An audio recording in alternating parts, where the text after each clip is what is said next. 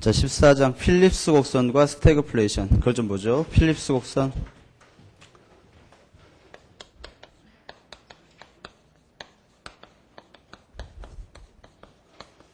필립스는 사람 이름이에요. 영국의 경제학자죠. 이 사람이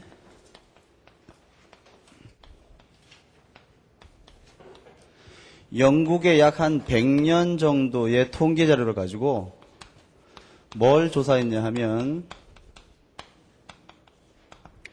명목임금 상승률과 실업률 사이의 상관관계를 조사해봤어. 예.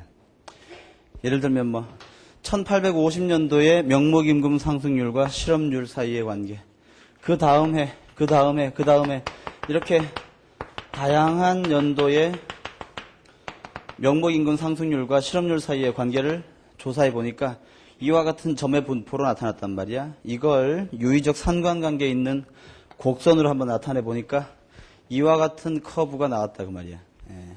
이걸 우리가 필립스 곡선이라고 불러요. 그런데 필립스 후대의 경제학자 중에 립시라는 경제학자가 있었는데,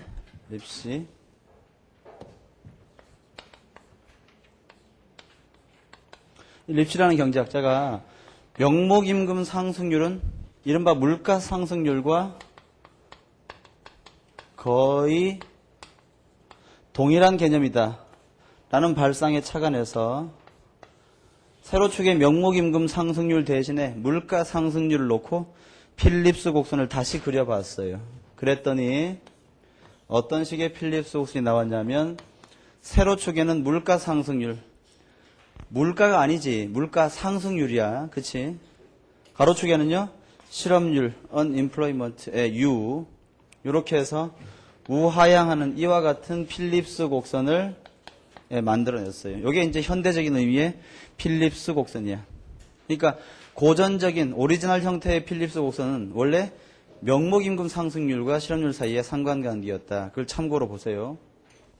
그러면 지금 여기에 있는 이 현대적인 필립스 곡선이 의미하는 건 뭡니까?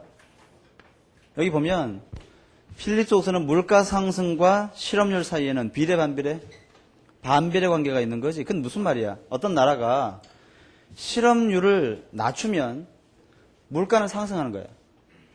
물가를 낮추면 실업은 증가하는 거야. 근데 아까 제가 뭐라 그랬습니까? 거시경제학의 2대 문제가 뭐라고? 인플레이션과 실업이야. 인플레이션과 실업. 근데 인플레이션과 실업은 반비례한데 이건 만들어낸 거 아니고 현실 데이터 아닙니까? 그렇지? 이게 맞다면 말이야?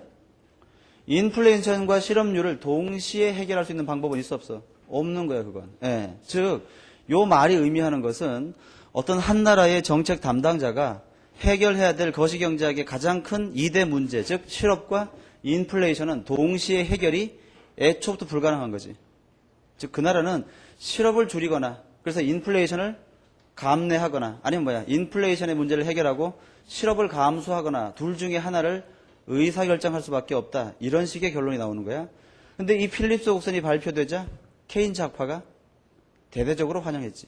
만세를 볼 수, 만세. 왜 그래? 여러분, 전통적으로 케인즈 학파는 여기에 AS, 여기에 AD. 이게 지금 현재의 물가 수준, 이게 현재의 그 나라의 국민소득. 이때 케인즈 학파에 따르면 국민소득을 결정하는 것은 공급이 아니고 수요 아닙니까? 그렇지? 그래서 총 수요를 예를 들어서 증가시켜서 그 나라의 국민소득을 증가시키자. 이게 케인즈 학파의 발상 아니야. 그렇지? 이때 고전학파나 통화주의 학파가 늘 비판했던 게 뭐야? 이렇게 해가지고 국민소득이 증가했다고 치자. 이 물가 상승을 어떻게 할 거냐? 이 인플레이션은. 이라고 물으면 케인즈 학파의 대답은 뭐야? 약간 땀을 흘린 다음에, 그지? 아니, 이렇게 국민소득 증가시키기 위해서 요만큼의 인플레이션은 우리가 감수해야지. 이렇게 얘기했지 말이야. 약간 좀 부담스러웠지. 왜냐하면 고전학파처럼 말이야. AS 곡선을 오른쪽으로 이동시키면 어때? 물가를 낮추고도 국민소득을 증가시킬 수 있는 가능성이 있는 거 아니야. 그렇지? 예. 그러니까 늘 약간 마음이 편하지 않았단 말이야. 근데 여러분, 국민소득이 증가하는 것은 일자리가 많아지는 거지. 일자리가 많아진다는 얘기는 실업은 감소하는 거 아닙니까? 그치? 즉, 전통적인 케인즈 학파의 시각은 총 수요를 증가시켜서 국민소득을 증가시키고 실업을 낮추는 대신에 물가를 좀 포기하자. 이게 이제 케인즈의 기본적인 발상이었는데 늘 찝찝했단 말이야. 근데 뭐야? 필립스 옥선을 딱 보고 나니까 어때? 한꺼번에 해결이 됐지. 봐, 내 말 맞잖아. 실업을 줄이면 물가는 좀 포기해야 되는 거야. 사실이 그렇대. 이렇게 된 거지. 그래서 필립스 곡선이 발표되자마자 이건 케인즈 학파 입장에서 굉장히 아주 큰 응원군을 하나 얻은 것 같은 그런 느낌을 받은 거죠. 그래서 케인즈 학파는 뭐라고 얘기하냐면 전통적인 필립스 곡선은 이건 사실이다. 맞다. 그리고 여기에 이 필립스 곡선의 형태도 언제나 우하향하는 것이 맞고 얘가 이러한 상태에서 움직인다, 고정돼 있다? 딱 고정돼 있다. 얘는 항상 일정한 형태를 유지한다. 이렇게 신뢰하는 시각을 보였어요. 그러다가 뭐가 터졌어? 바로 스태그플레이션이 터진 거 아닙니까? 스태그플레이션은 뭐야? 경기 침체와 물가 상승이 동시에 발생하는 거지. 이 말은 뭡니까? 실업률 증가와 인플레이션 증가가 동시에 발생하는 거 아니야? 그러니까 요걸 보면 뭘 알 수 있어? 스태그플레이션은 전통적인 필립스 곡선으로 설명이 돼, 안 돼? 안 되잖아. 전통적인 필립스 곡선에 따르면 실업률과 물가, 실업률과 인플레이션 어때? 비례할 수가 없는 것인데 스태그플레이션이라는 현상은 전통적인 필립스 곡선에 대해서 이게 아닐 수도 있겠네 라고 하는 부정적인 시각을 부과시켰어요. 그러니까 케인즈 학파 입장에서는 어때? 어떻게든지 저 문제를 해결을 해야 되겠는데 해결할 방법이 마땅치가 않았다는 거야. 결국 여러분 스태그플레이션에 따르면 어떻게 된 겁니까? P, Y 여기 AS, 여기 AD. 아까 제가 뭐라고 했어? 케인즈 학파는 스태그플레이션을 설명하기 위해서 뭘 주장한다고? 비용 인상, 인플레이션 주장한다 그랬지. 이렇게. 이거 AS가 이렇게 움직여가지고 생긴 거야. 그렇게 주장한단 말이야. 그 말은 이렇게 해가지고 AS가 좌측 이동하니까 국민소득이 감소, 즉 실업률이 증가하고 물가가 상승하는 현상이 발생했다. 이렇게 설명을 하는 것인데 이걸로는 설명이 된다고 쳐. 이걸로 어떻게 설명할까요? 이걸로는? 설명이 곤란한 거지. 방법은 하나밖에 없는 거죠. 어떻게 해야 돼? 전통적인 필립스 곡선의 한 점, 얘가 스태그플레이션을 설명하려면 얘가 어디로 움직여야 돼? 오른쪽 상방으로 움직여야 되는 거지. 이렇게 움직여야 되는 거야. 그 말은 뭡니까? 스태그플레이션이라고 하는 현상은 필립스 곡선이 자체로 오른쪽 상방으로 시프트했다 그 말이야. 이게 아니면 설명이 불가능한 거예요. 그래서 그 이후에 등장하는 통화주의 학파에서는요. 전통적인 필립스 곡선의 형태를 부정하거나 또는 전통적인 필립스 곡선이 그대로 고정되어 있는 게 아니고 얘가 움직일 수도 있다라는 가능성을 자꾸 제시하려고 하는데 제가 AS 곡선 설명할 때 여러분들에게 이런 얘기했습니다. 학파 간 대립이 가장 치열한 것이 바로 AS 곡선의 형태라고 했잖아. 그런데 여기에 있는 필립스 곡선의 형태에 대해서도 학파 간 대립이 굉장히 치열해요. 그래서 내용을 보기 전에 학파별 필립스 곡선의 형태를 먼저 정리하고 갈게요.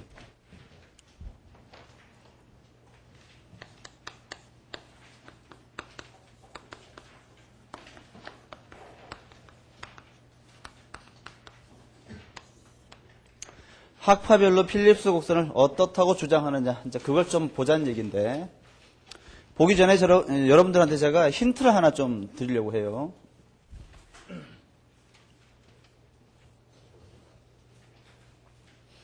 이게 이제 시험과 관련해 가지고 좀 정리가 복잡하면 한번 참고해 보세요. 여러분 봐. 이건 물가지. 이건 물가 상승률이야. 그러면 물가가 증가하는 속도가 점점 빨라지면 얘도 높아지겠지. 그럼 얘랑 얘는 비례 반비례? 비례적인 관계에 있을 거야. 그 다음 국민소득이 증가하면 생산이 증가하고 생산이 증가하면 일자리가 많아지고 일자리가 많아지면 실업이 감소할 테니까 여기 있는 국민소득과 실업률은요. 반비례하는 관계가 있겠지. 그래서 일반적인 필립스 곡선과 우리가 알고 있는 일반적인 AS 곡선은요, 어떤 관계가 있냐면 이 사이에 거울을 두고 있어요. 거울. 그렇게 한번 기억을 해보세요. 그러면 좀 도움이 될 것 같아. 즉 필립스 곡선과 총공급 곡선은 거울을 사이에 두고 서로 마주보는 관계에 있다. 이렇게 한번 기억을 해봐. 이해가? 그럼 이걸 바탕으로 한번 해봅시다. 첫째, 고전학파요. 고전학파에 따르면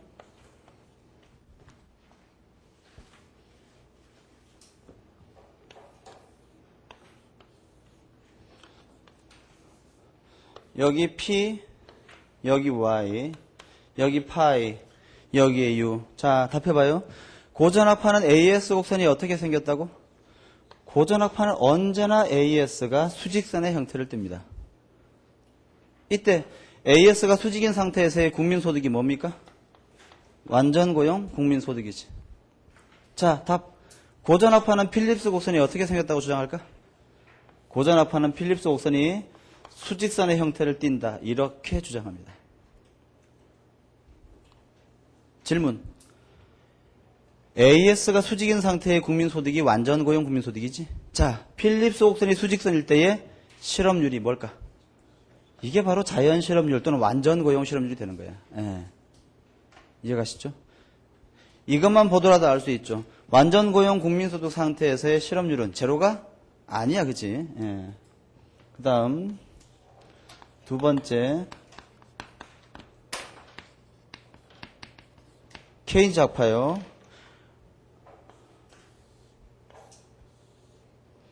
여기에 P, Y, 여기에 파이, U 했을 때, 자, 일반적인 케인즈 학파의 AS 곡선은 어떻게 생깁니까? 우, 상향하는 이런 형태를 띠는 거죠. 그렇지? 자, 일반적인 케인즈 학파가 주장하는 필립스 곡선은 어떻게 되겠어? 이거 색깔을 좀 노란 걸로 통일시킬게. 색깔을 노란 걸로. 케인즈 학파는 AS가 우상향. 그럼 케인즈 학파가 주장하는 필립스 곡선은요? 바로 우리가 알고 있는 전통적인 우하향의 필립스 곡선. 이거 주장하겠지. 이해가시죠? 그 다음 문제는 이제 통화주의인데,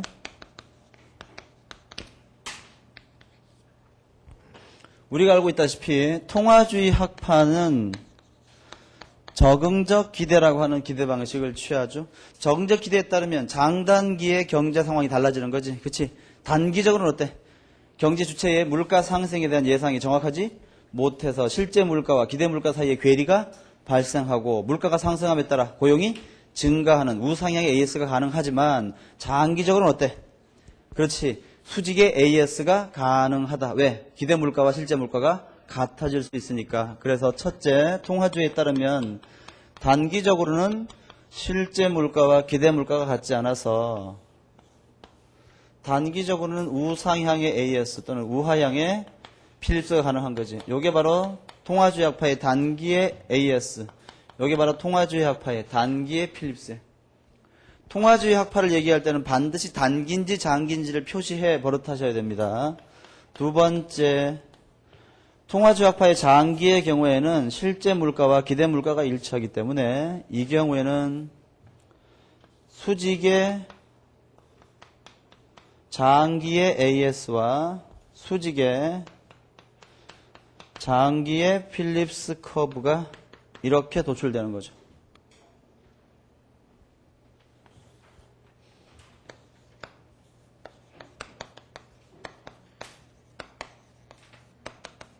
자, 새 고전학파에 따르면 뭐라고 얘기합니까? 새 고전학파는 이른바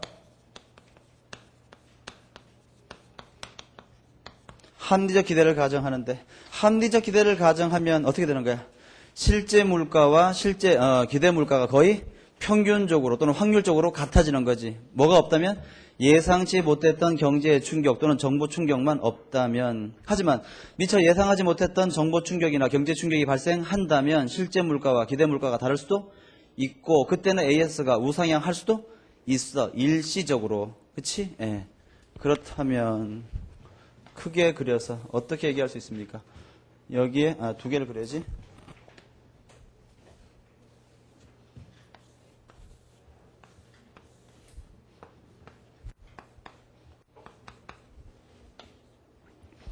세고전압파에 따르면 AS는 장기든 단기든 항상 수직이 가능하죠. 어떤 경우에? 실제 물가와 기대 물가가 같은 경우에. 하지만 예외적으로 AS가 우상향하는 경우도 있는데 그건 바로 실제 물가가 기대 물가보다 큰 경우에 주로 그렇게 돼요. 큰 경우에. 이 경우에는 우리가 어떻게 기억했습니까? 이런 경우는 정부의 정책이 이미 예상이 된 경우에, 그렇지? 예, 이런 경우에는 미처 정부의 정책에 대한 예상을 제대로 하지 못한 경우에. 예. 따라서 세고전압파에 따르면 필립스 커브는 수직이 되는 거죠. 어떤 경우에? 파이 이퀄 파이 익스펙테이션이 되는 경우에. 하지만 예외적으로 이와 같은 우하향의 필립스가 되는 경우도 있는데 이때는 뭐가 되는 거야? 파이가 파이 익스펙테이션보다 더 큰 경우에 이런 일이 생기는 거야. 이따가 설명하겠지 왜 이런지 다.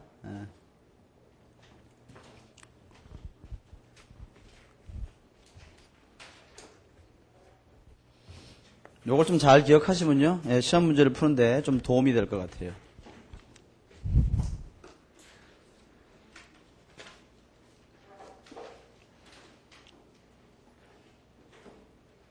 그래서 제가 지금 어디를 볼 건가 하면요, 여러분. 저기 어딥니까?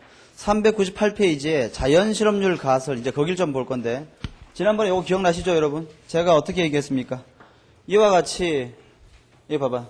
이와 같이, 통화주의 학파는 장기적으로 볼 때, 정부의 정책은 어떤 경우라도 효과가 없고, 여러분 잘 봐. 이거 한번 해볼까? 자.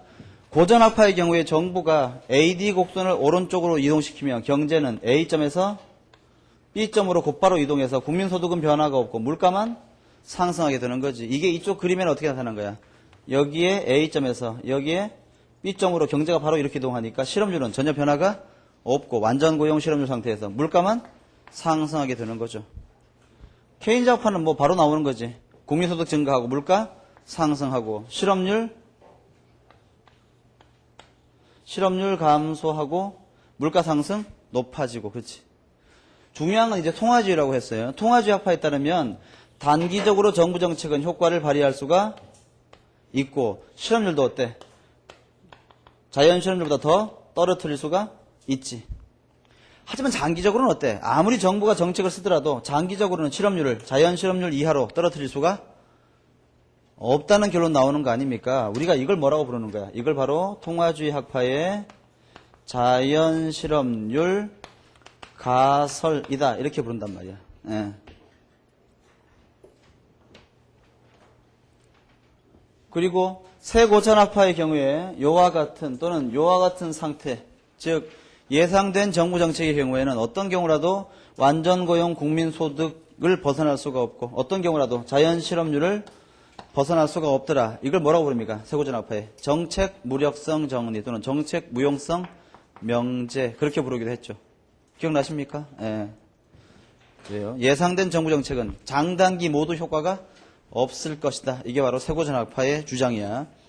그럼 이제 우리에게 남은 숙제가 있잖아. 뭐야?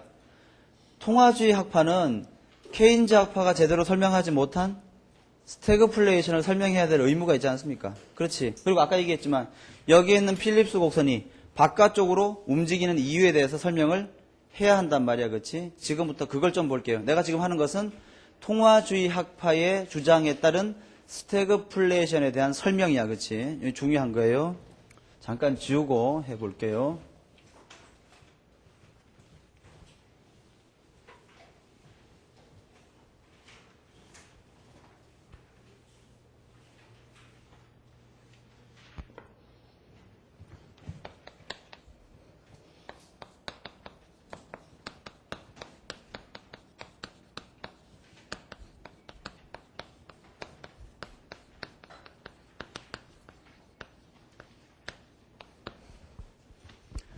프리드만, 통화주의 학파의 대부인 프리드만은 뭘 주장했냐면 전통적인 필립스 곡선에다가 기대라는 개념을 추가시켰어요. 그걸 갖다 우리가 기대부가 필립스 곡선이라고 불러. 이때의 기대는 어떤 기대일까? 당연히 적응적 기대겠지, 그치? 예, 이해가십니까? 맞아. 먼저 여러분, 전통적인, 여기에 파이, 여기에 U 이렇게 했을 때, 전통적인 필립스 곡선은, 기존의 필립스 곡선은 방정식이 어떻게 되겠어? 파이와 U 사이에 반비례하는 관계, 그걸 나타내기 위해서 전통적으로 기존의 필립스 곡선의 방정식은 파이 이퀄 마이너스 알파에 U 마이너스 UN 요와 같은 형태로 제시가 됐어요. 이때 만약에 인플레이션율이 제로라면 그때는 뭐야? 실제 여러분 여기 있는 U는 실제 실업률이고 UN은 자연 실업률이야. 그럼 봐. 만약에 파이가 제로가 되면 즉 인플레이션율이 0이 되면 그때의 실업률이 뭐가 되는 거야? 그게 자연 실업률이 되는 거지. 요와 같은 필립스 곡선의 방정식을 제시했는데 이 기대부가 필립스 곡선의 방정식은 뭔가 하면 이렇게 쓰는 거예요. 파이 이퀄 파이 마이너스 알파에 U 마이너스 UN 요와 같은 형태로 적용이 되는데 여기에 따르면 U 파이 먼저 여러분 여기서 왼쪽에 있는 기존의 필립스 커브하고 기대부가 필립스 커브의 유일한 차이는 뭐야? 파이 E가 들어갔다는 거지. 파이 E가 뭐라고? 기대 물가 상승률 또는 기대 인플레이션율을 얘기하는 거야. 즉 사람들이 미래의 물가를 예상하듯이 미래의 인플레이션율을 예상하는데 그게 파이 E야. 그 다음에 여러분 여기 있는 이 파이 E는 기울기에 해당돼 절편에 해당돼? 이 식에서 여러분 요걸 기울기와 절편의 식으로 알고 싶으면 파이에 대해 정리해보면 되잖아. 그치? 이걸 파이에 대해 정리해보면 쓰지 마요. 그냥 봐요. 파이 이퀄 마이너스 알파 곱하기 U 더하기 파이 E 더하기 알파 U N 요렇게 돼서 요게 뭐가 되는 거야? 기울기. 요게 절편이 되는데 여기 있는 파이 E에 주목하세요. 파이 E가 필립스 곡선의 절편에 해당되는 거지. 그럼 봐. 만약에 이와 같은 필립스 곡선이 있다면 요게 절편 아닙니까? 그럼 절편이 커지면 필립스 곡선은 위로 올라가는데 마치 오른쪽으로 쉬프트한 것 같은 그런 형상으로 보이겠지. 맞아? 파이 E가 증가하면 필립스 곡선은 우상방으로 이동해요. 이렇게 맞지? 예. 다시 한번 기대 인플레이션율이 증가하면 프리드만의 기대부가 필립스 곡선은 어디로 움직이는 거야? 오른쪽 상방으로 이동하는 그러한 형태가 됩니다. 이해가지? 자, 이걸 바탕으로 할 때 지금 현재 여기서 여기 잘 봐 여러분. 파이하고 파이 E가 같으면 당연히 U는 UN과 같아야 되겠지. 그치? 예, 여기가 자연 실업률 상태라고 가정을 해 볼게요. 그리고 경제가 지금 현재 어느 점에 있냐 하면 경제가 A점 상태에 있어요. A점 상태에. 그런데 우리가 아까 배웠듯이 필립스 곡선은 AS 곡선과 거울을 사이에 두고 서로 마주보는 관계에 있으니까 이 그림을 가격과 소득 평면에다가 옮겨 그릴 수 있겠지. 이와 같은 그림이 됩니다.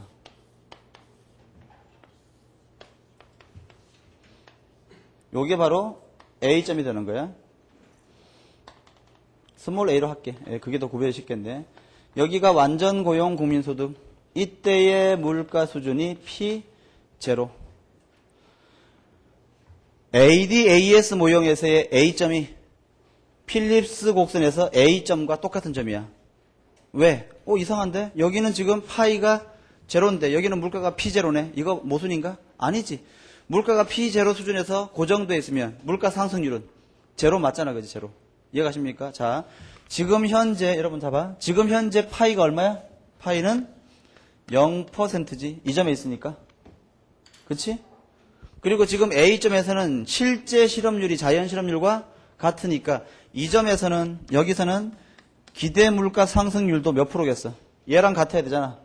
얘가 지금 파이 이퀄 0 아닙니까? 따라서 얘는 여기도 0% 이렇게 되어 있겠지?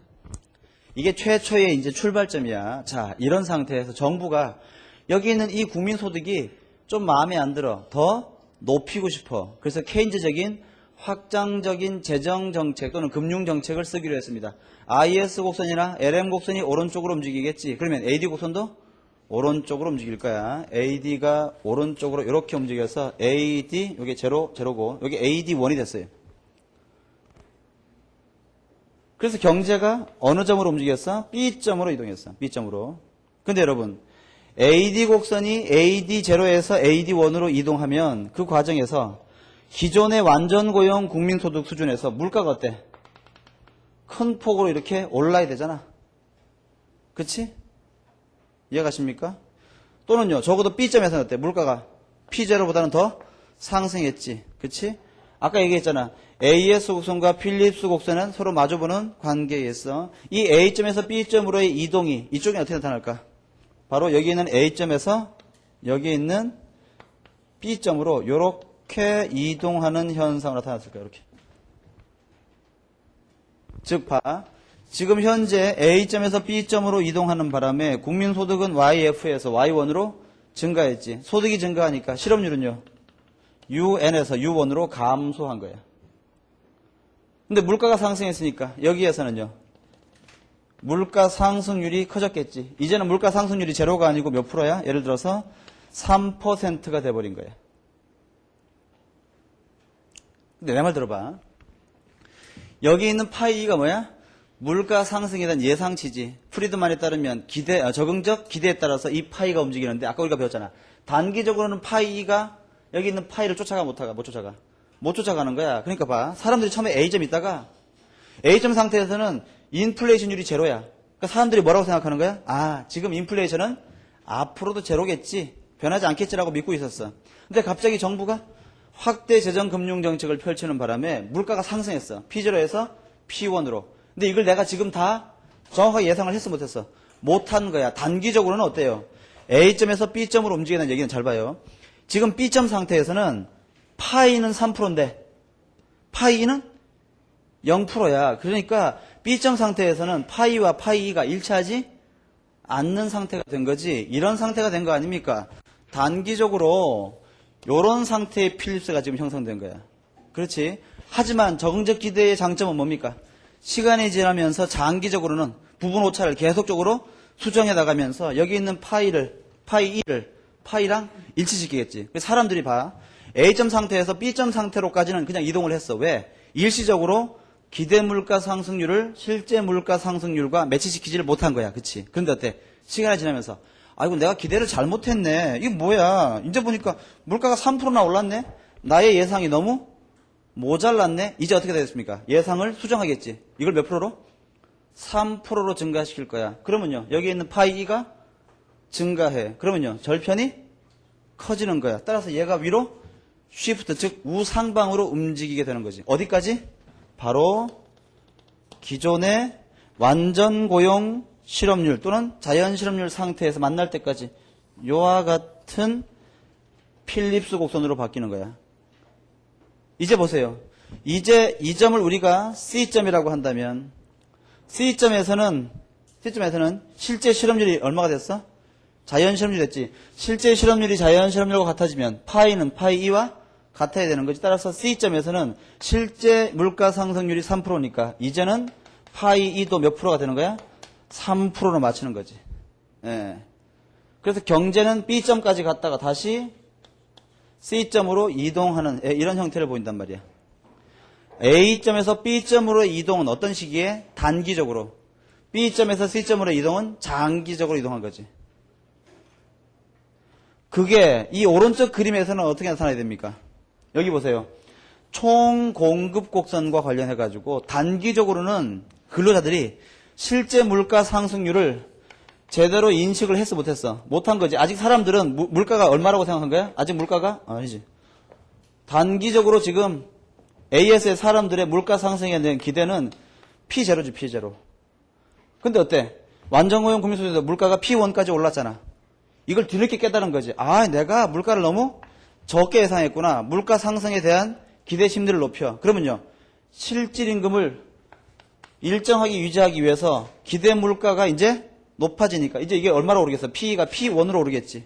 그러면요. 요게 상승하니까 임금도 올라갈 거 아니야. 임금이 높아지면 기업의 비용이 증가하니까 생산이 감소해가지고 AS가 좌상방으로, 필립스가 오른쪽으로 움직였으니까 AS가 좌상방으로 이렇게 움직여서 얘가 AS1이 되는데, 이때의 사람들의 물가 예상치는 얼마가 되는 거야? 이제 P1이 되는 거지. 비로소 같아진 거예요. 그래서 경제가 어디로 움직이는 거예요? C점으로 움직이는 거지. 예. 이해가십니까? 한 번 더 할까? 정부가 미련을 못 버리고 말이야. 여기다가 한 번 더 확장적인 재정 금융 정책을 펼쳐가지고 경제가 D점으로 이동했다면 어떻게 되는 거야? 여기서 이 D점으로 말이야. 또 경제가 한 번 더 이렇게 움직이는 거지. 근데 D점에서는 파이가 만약에 6%라면 D점에서는 파이와 파이가 일치하지 않게 되니까 장기적으로는, 단기적으로는 속겠지만 장기적으로는 이 파이가 증가하겠지. 몇 프로까지? 6%까지.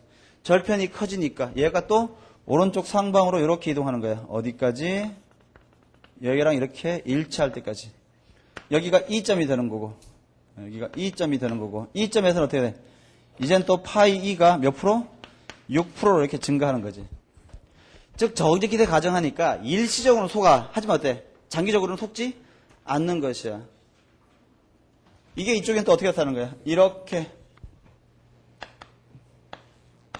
2점에서 P2가 되는 거고, 여기서는 AS2에서 P expectation 이제 P2가 되는 거지. 이렇게.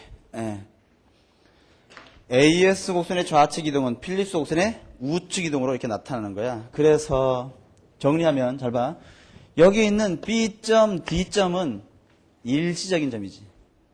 즉 A점에서 B점으로의 이동, C점에서 D점으로의 이동은 일시적인 이동이야. 그렇지만 장기적인 안정점은 어디야? A점, C점, E점이 되기 때문에 요게 뭐가 되는 겁니까? 요게 통화주의 학파 프리드만의 장기의 필립스 커브가 되는 거고, 요것들이 뭐가 되는 거야?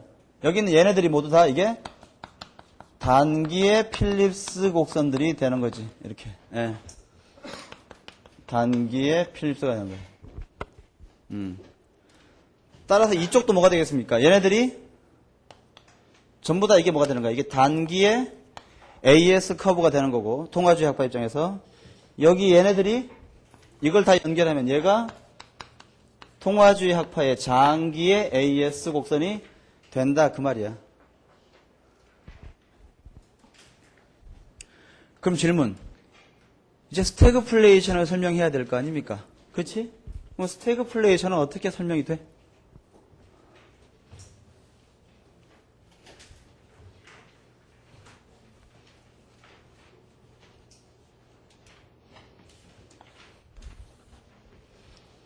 파이 U에서 여기에 A점이 있었는데 A점에서는 물가 상승률은 파이 제로고 실업률은 U 제로였어요. 그런데 스태그플레이션은 물가 상승도 더 심화되고 실업률도 더 높아져야 되니까 이게 스태그플레이션이 되기 위해서는 어떻게 된 거야? 여기에 있던 이 단기의 필립스 커브가 어떻게? 이렇게 이동해서 A점이 B점으로 이동한 거지. 요런 현상이 바로 뭐라고? 통화주의 학파가 보기에는 저게 스태그플레이션이었던 거야. 근데 우리가 배웠잖아. 요게 요렇게 이동하기 위해서는 뭐가 원인이야? 파이 익스펙테이션이 증가했기 때문이지. 이게 무슨 뜻입니까, 이게? 통화주의 학파가 보기에는 스태그플레이션이라고 하는 현상은 사람들의 물가 상승에 대한 기대 심리가 높아졌기 때문에 발생한 거예요. 예. 즉, 그 원인이 예상치 못했던 통화량 변동이건 아니면 유가 폭등이건 아니면 경제에 대한 불안감이건 간에 갑자기 국민들이 미래의 물가가 크게 오를 것이다라고 예상을 했다면 뭐가 되는 거야? 파이 E가 증가하게 되는 거지. 그러면요, 단기의 필립스 곡선이 오른쪽으로 이동하게 되는 거야. 그래서 어때요? 경기 침체와 또는 실업률 증가와 물가 상승 또는 인플레이션이 동시에 심화되는 현상이 발생한 거야. 예. 즉 사람들의 기대 심리를 가지고 스태그플레이션을 설명합니다. 그렇다면 대답해 보세요. 스태그플레이션에 대한 해결책은 뭡니까?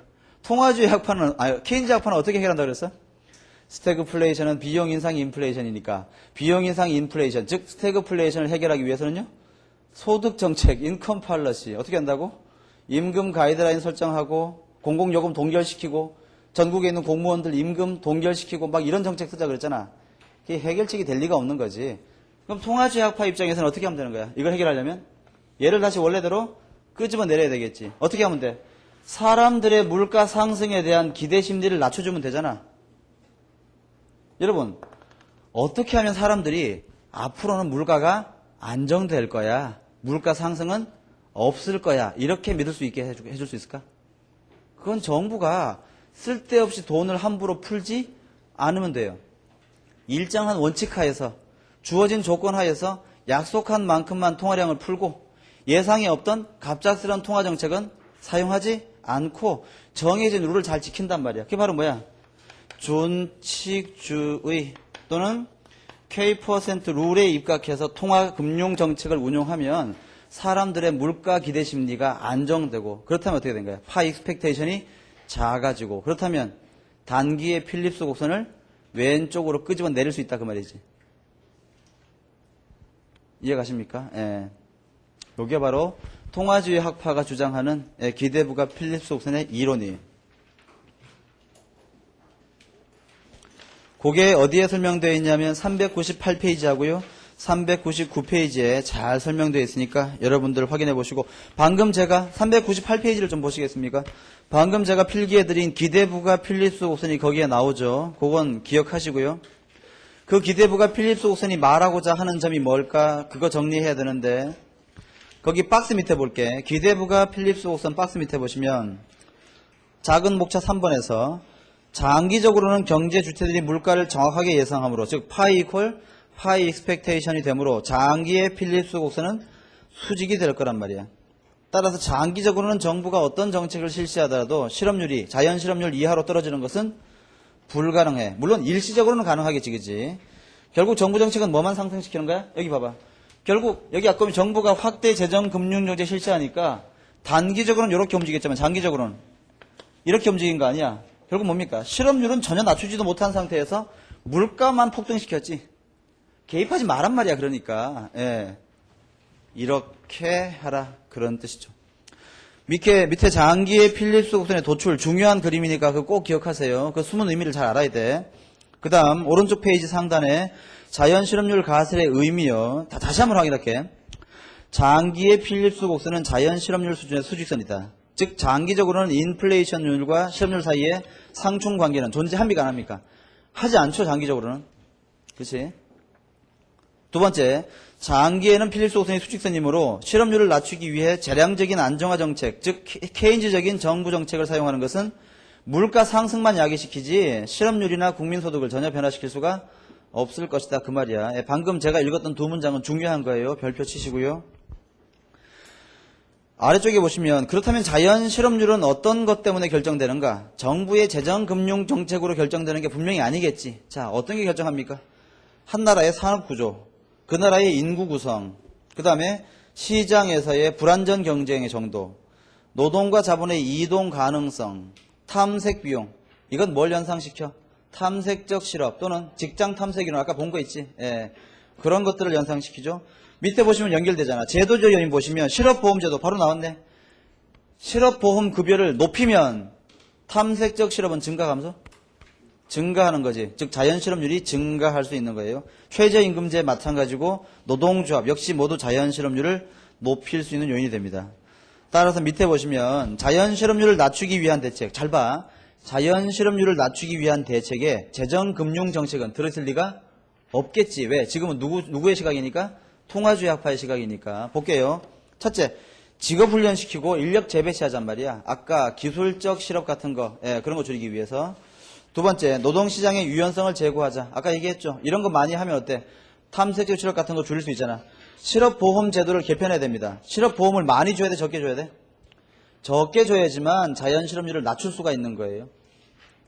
그 다음에 탐색 비용을 낮출 수 있는 방안 제시하자. 좋은 얘기지. 예, 이런 것들 한번 참고해 보세요. 심층 연구, 실업률의 이력 현상. 조그맣게 별표 하나 치시고 이거 어떤 학파의 주장이야? 괄호 열고 이거 세케인즈 학파의 주장이에요. 거기다 쓰세요. 이건 세케인즈 학파의 주장입니다. 이건 나중에 뒤에서 따로 배워야 되는 것인데 미리 빨리 나왔어요. 말 나온 김에 한번 설명해 볼게요. 뭔가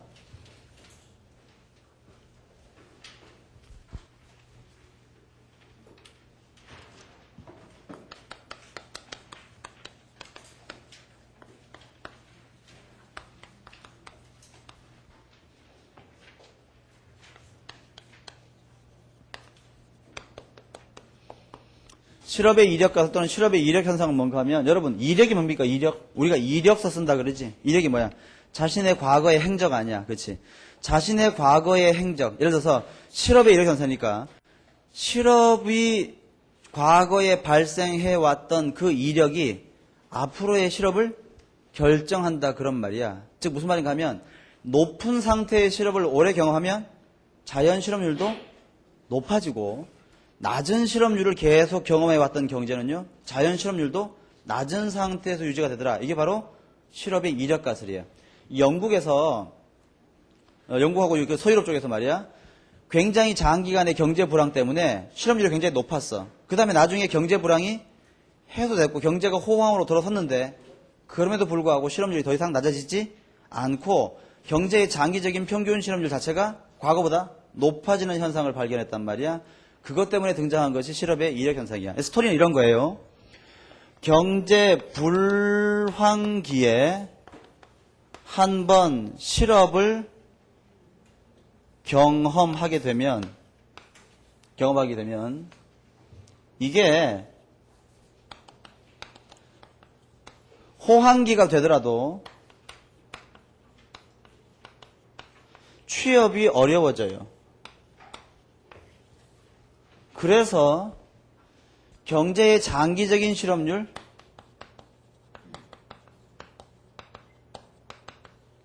여러분 아까 기억나시죠? 자연 실업률을 우리가 자발적 실업만 있는 상태의 실업률로도 이해했지만 아까 자연 실업률의 다른 의미 중에 하나가 어떤 게 있었어? 장기적인 평균 실업률. 예, 그걸 우리가 자연 실업률이라고 보기도 한다 그랬지. 그러한 장기적인 평균 실업률 자체가 상승해버리는 현상. 이걸 우리가 실업의 이력 현상 그렇게 부르는데 왜 경제 불황기에 실업이 됐다고 해서 호황기가 되면 취업이 어렵습니까? 그 이유가 뭐야? 왜 그럴까? 크게 세 가지를 보는데 우리 책에 있죠. 첫째, 노동자의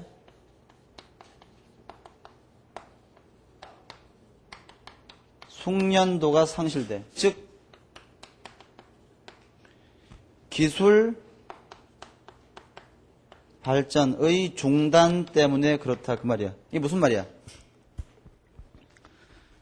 제가 알고 있는 교수님 중에 과거에 이제 회계사 일을 하시고 특히 이제 파생금융 상품 쪽에서 그 금융권에서 굉장히 이제 노하우를 많이 갖고 계신 분이 계셨어요. 그래서 그분이 이제 대학에서 학생들을 가르치기 전에는 현직 회계사이면서 금융상품 전문가였습니다. 그래서 금융계에서 굉장히 알아주는 그런 사람이었는데 이제 나름대로 학생들 가르치는 일에 이제 관심이 있어가지고요. 모 대학에 이제 교편을 잡았어요. 그래서 그분이 길게도 아닙니다. 한 2년 정도 학생들을 가르치고 이제 좀 현업에 복귀해야 되겠다 이런 생각을 해가지고요. 이제 금융상품 계속 이제 관련해왔던 자신들의 옛날 동료 있지? 만나서 밥을 먹었대, 이렇게. 밥을 먹으면서 이제 내가 요즘에는 다시 이제 좀 현업에 갈까 하는데 요즘 그쪽이 어떠니? 하고 이제 물으면서 얘기를 했는데 갔다 와가지고 저한테 나 이제 못 돌아가겠다 그런 얘기 하는 거예요. 그래서 왜요? 이렇게 얘기했더니 무슨 말인지 하나도 모르겠대. 즉 2년 동안 잠시 떠났는데 말이야. 그 사이에 이 새로운 금융상품이 엄청나게 많이 개발되고 새로운 금융기법이 많이 발달돼가지고 이제 자기는 다시 가도 퇴물 취급이라 그거야. 그러니까 가가지고 푸대접 받느니 그냥 여기에 있어야겠다. 그런 얘기 하는 걸 내가 들었어요. 똑같은 거지. 자기가 과거에 굉장히 전문적인 기술력을 가지고 있는 노동자였다고 하더라도 어때? 일정 기간 동안 실업을 경험한 다음에 다시 현업에 가면 이미 어때요? 그동안의 기술 발전 속도를 자기는 쫓아가지 못하는 거야. 그러니까 어때? 취업이 어렵다 그 말이지. 이해가십니까? 예. 그래서 어때? 다시 경제가 호황기가 되더라도 취업이 곤란해지는 거예요. 또 우리 책에 두 번째 뭐였습니까? 근로자 자신의 태도 변화야. 근로자의 태도 변화. 즉 오랫동안 실업을 경험하고 난 다음에 어때? 에이 이제 다시 취업해봤자 어때요? 내가 뭐 얼마만큼 더 일하겠느냐? 그냥 쭉 쉬자. 그런 생각할 수 있단 말이지. 그러니까 자기가 아예 근로 의욕을 상실해버리는 거야. 그럴 수 있겠지. 또는 어때? 굳이 얘기한다면 회사에서도 어때요? 회사에서도 인력 관리 차원에서 회사의 인력 관리 차원에서 볼 때도 어때? 장기간 실업을 경험했던 사람이 있으면 그 사람이 비록 능력이 있다고 하더라도 말이야 그 사람을 다시 뽑았으면 특히 한국과 같은 어떤 연공서열을 중시하는 경력을 중시하는 사회에서는 이렇게 옛날에 실직했다가 다시 들어오면 말이야 그동안에 그 사람보다 더 밑에 있었던 사람 하위직 또는 동료들은 더 높은 위치에 가 있는데 이게 내부적인 이 조화가 잘 안 될 거란 말이야. 그러니까 능력이 있지만 오랫동안 실직했던 사람을 갖다 쓰기보다는 조금 능력이 떨어지더라도 새로운 사람을 뽑아가지고 교육시키는 게 낫다. 이렇게 판단할 수가 있기 때문에 능력 있는 분들 너무 현업을 떠나는 기간이 길어지면요. 재취업이 어렵죠. 그 다음에 또 이론적으로 하나 더 중요한 것이 우리 교재에 있지만 이른바 내부자 외부자 이론이라는 게 있는데 내부자 외부자 이론.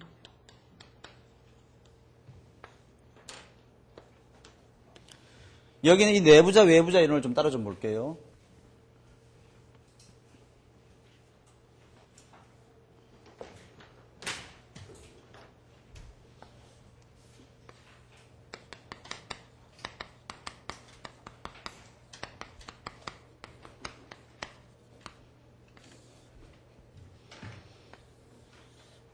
여기에 기업이 있는데 내부자는 어디에 있는 사람이야? 기업 내에 있는 사람이야. 기업 내에 있는 근로자가 내부자입니다. 누굽니까? 해고되지 않고 아직 회사 안에 남아있는 근로자 그 사람들이 내부자야. 그럼 외부자는 누구야? 외부자는 실직해서 지금 현재 실업 상태에 있는 근로자 있지. 이 사람들이 외부자야. 자 봅시다. 경제 불황기에 내부자는 살아남았지만 외부자는 해고됐어. 경제가 다시 호황기가 됐습니다. 그럼 봐. 내부자들이 생각해봐. 내부자는 기업과 계속 의사소통을 할 수 있는 창구를 가지고 있지. 어떤 창구야? 바로 노동조합이라는 창구지. 그치? 하지만 외부자는 기업과 의사소통을 할 수 있는 창구가 완전히 막혀 있잖아. 그럼 봐. 내부자들이 회사와 의사소통을 할 수 있는 창구를 가지고 있는 이 내부자가 회사와 협상을 할 때 외부자의 입장을 고려할까 안 할까? 안 하는 것이에요. 누구의 입장을 더 고려해? 자기 자신들 내부자의 입장을 더 고려하겠지. 이 내부자들이 회사가 요구하는 것들은 대부분 어떤 거야? 자신들의 임금 인상 또 처우 개선 이런 것들을 요구할 거 아닙니까? 그렇지? 근데 이런 것들은 전부 다 기업의 입장에서 보면 뭐야? 비용의 증가잖아. 그러니까 비용이 증가하는 요구만 하니까 기업이 이것들을 받아들여주지 않을 수 없는 노동조합이라고 하는 막강한 파워가 있으니까 이걸 수용해 주면요. 기업 입장에서는 밖에 있는 외부자를 추가적으로 고용하는 것은 점점 더 어려워지는 거야. 점점 더. 반면에 이 외부자들은 자신들의 이해관계를 반영할 창구가 전혀 없으니까 계속 실업 상태를 유지할 수밖에 없는 거지. 그치? 만약에 이 사람들의 취업을 위한다면 어떤 주장을 해야 되는 거야? 우리 임금 양보하겠다. 우리 처우 좀 안 줘도 되니까 돈 세이브해서 고용시켜달라. 그렇게 얘기하겠지만 할 리가 없는 것이지. 왜 해? 그렇지? 즉 내부자와 외부자의 처지가 다른 관계로 인해서 한번 외부자로 빠지게 되면 다시는 내부자로 들어가는 것이 어렵기 때문에 경제적인 장기적인 평균 실업률 자체가 증가하는 현상. 이게 바로 실업의 이력 현상이다. 그런 말이야. 이건 도대체 무슨 얘기입니까? 이 얘기를 왜 하는 거야? 세케인즈 학파가? 이게? 여기잖아. 통화주의 학파에 따르면 경제가 호황이 되거나 불황이 되거나 일시적으로 또는 단기적으로 그럴 수는 있지만 어때? 장기적으로는 언제나 자연 실업률은 변화가 없는데 세케인즈 학파 또는 케인즈 학파적인 견해에서 보면 어때요? 이 자연 실업률 자체가 변할 수도 있다는 거야. 경제 불황 호황에 따라서. 이게 부정하고 싶은 거지. 즉 아까 얘기했잖아. 자연 실업률 가설 자체를 부정하고자 하는 게 저 실업의 이력 현상의 목적이에요. 이해가십니까? 예.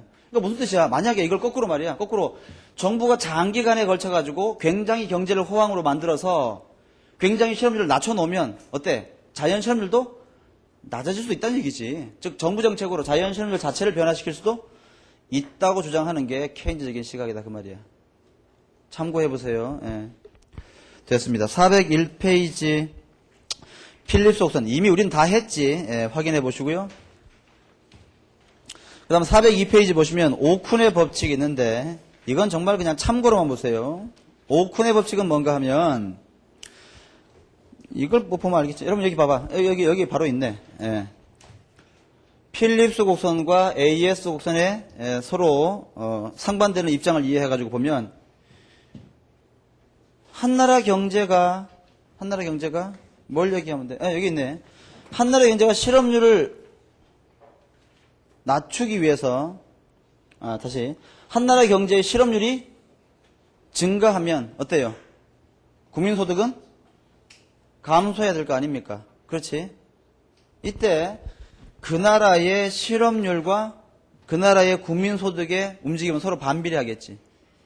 이해가십니까? 이때 실업률이 몇 프로 증가할 때, 다시 실업률이 1% 증가할 때 완전고용 국민소득으로부터 국민소득은 몇 프로만큼 감소하느냐, 이 상반되는 관계 있잖아. 예, 이걸 공식화한 게 오쿤의 법칙인데 거기 한번 읽어보면 2번 보시면요. 미국의 경제학자 오쿤은 실증 분석을 통해서, 그러니까 미국의 데이터를 확인해 보니까 말이야, 실업률하고 GDP 갭 뭔가지 기억나십니까? 완전고용 국민소득과 실제 국민소득의 차이지, 그지? 그 GDP 갭 간에 상관관계가 존재하는 걸 발견했어요. 그래서 자기가 그걸 수식으로 만들었어. 밑에 박스를 봐.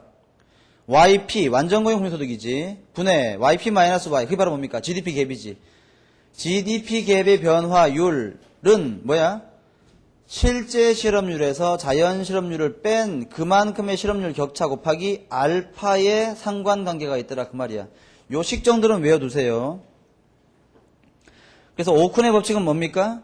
다른 거 아니야. 오해하지 마. 실업률과 GDP 갭 간의 상관관계를 나타내는 경험적인 법칙인데 한번 써보면 그래서 어떻게 되는 겁니까? 오쿤의 법칙은 YF분의 YF-Y 이퀄 알파의 U-UN 요렇게 되더란 말이야. 예. 미국에서 여러분 아까 요건 뭐야? 자연 실업률이지. 이게 보통 몇 프로 된다 그랬어? 2 내지 한 4% 되는데 미국 같은 경우에는 이걸 한 4% 정도로 본단 말이야. 그 다음에 조사해 보니까 알파가 한 2.5 정도 나오더라. 그걸 알았어요. 그럼 이제 뭘 할 수 있는 거야? 예를 들어 그 밑에도 그 예가 있지만 뭐 지금 현재 완전고용 국민소득이 이게 100조야 100조. 이게 100조야. 이것도 그럼 100조겠지. 이때 실제 실업률이 요게 4%이면 어떻게 되는 거야? 요게 4%면 4-4는 제로 되니까 그때는 어떻게 되는 거야? 즉 실업률이 완전 실업률을 달성하고 있으면 그때는 국민소득도 어때? 100조가 달성되고 있겠지. 만약에 요게 우리 교재는 요게 6%면 여러분 요게 만약에 6%다. 이게 6%면 어떻게 되는 거야? 6-3 2%. 2% 곱하기 2.5는 5%. 그 말은 무슨 말이야? GDP 갭이 5%만큼 발생해야 되는 거지. 그러니까 완전고용 국민소득이 100조면 실제 국민소득은 몇 조가 되는 거야? 95조 정도. 예, 이런 상관관계가 있다 그 말이야. 읽어보시면 되고요. 마지막으로 희생비율 sacrifice ratio. 이건 뭔가 하면 인플레이션을 낮추기 위한 정책을 썼을 때 국민소득이 얼마만큼이나 감소하느냐 그건데 이거지 이거 어디 갔어? 요걸 지우면 되겠네요.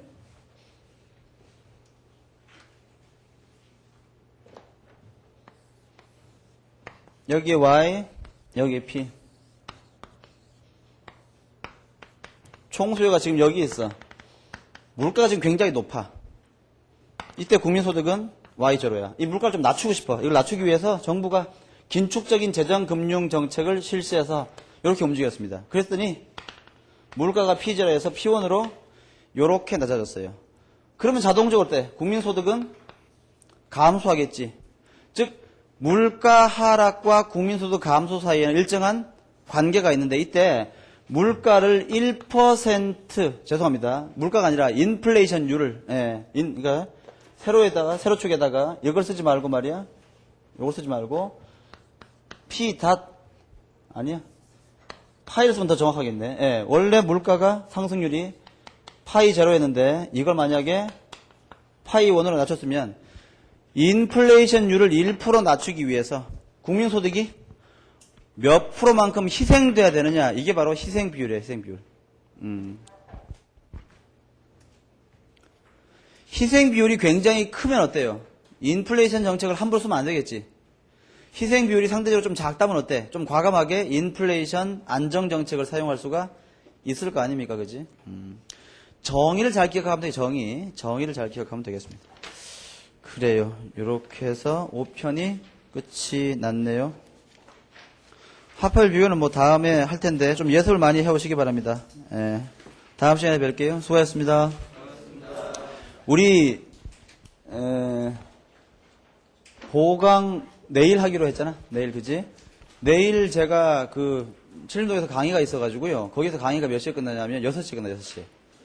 그래서 아무리 빨리 와도 6시 반까지 오기는 좀 힘들 것 같으니까 내일 한 7시부터 하고요. 끝나는 시간 똑같이 할게요. 10시 반으로. 그렇게 하도록 하고 다음 주에 내일 한번 보강하고 다음 주에 하면 얼추 맞을 것 같아요. 내일은 7시에 하겠습니다.